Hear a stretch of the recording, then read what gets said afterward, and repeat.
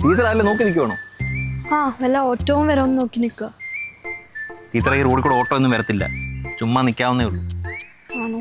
ആ ടീച്ചർ എന്നാൽ നടന്ന് കുഴപ്പമില്ല എൻ്റെ കൂടെ. നല്ല രീതിക്ക്. ടീച്ചർ ഇത് അത്ര ദൂരമൊന്നുമില്ല, ഇവിടെ അടുത്താ സ്കൂള്. ടീച്ചർ എൻ്റെ കൂടെ വന്ന് ഇങ്ങോട്ട് മടി കാണിക്കാതെ വാ. ടീച്ചറെ എങ്ങനെയുണ്ട് ടീച്ചർ നമ്മുടെ സ്കൂളൊക്കെ? ആ സ്കൂളൊക്കെ കൊള്ളാം. പിന്നെന്താ പ്രശ്നം? പക്ഷേ ഈ ദൂരമാണ് പ്രശ്നം.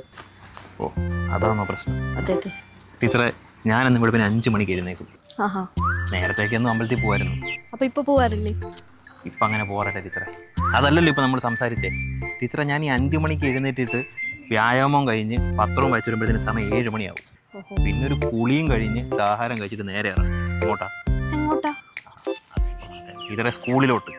ഓ ഈ 15 കിലോമീറ്റർ ഉള്ളെങ്കിലും 2 ബസ്സും കയറിയിട്ട് ഈ സ്കൂളിൽ വരുമ്പോഴത്തേന് എങ്ങനെ പോയാലും 1.5 മണിക്കൂർ എടുക്കും. കഷ്ടപ്പാടാണല്ലേ? കഷ്ടപ്പാടാ ടീച്ചറെ. പിന്നെ അതുമല്ല, കുറെ തലതെറിച്ച പിള്ളേരുണ്ട് ബസ്സിൽ. തൊഴിൽ തരത്തില്ല ബസ്സിനാണ്. അപ്പൊ സാറിന്റെ കയ്യില് വണ്ടിയൊന്നുമില്ലേ? ഉണ്ട് ടീച്ചറെ, എനിക്കൊരു ബൈക്കുണ്ട്. അപ്പൊ എന്താ അതെ കൊണ്ടുവരാത്ത? ടീച്ചറെ ബസ്സിൽ വരുന്ന സുഖം ബൈക്ക് വന്നാൽ കിട്ടത്തില്ല. ഇതാകുമ്പോൾ നമ്മൾ ബസ്സിൽ കിടങ്ങി ഇരുന്നാൽ മതി, ഇറങ്ങേണ്ട സമയത്ത് ഇറങ്ങുകയും ചെയ്യാം. മറ്റേ ആകുമ്പോൾ എന്തൊരു ടെൻഷനാണ്. ടീച്ചർ വാ.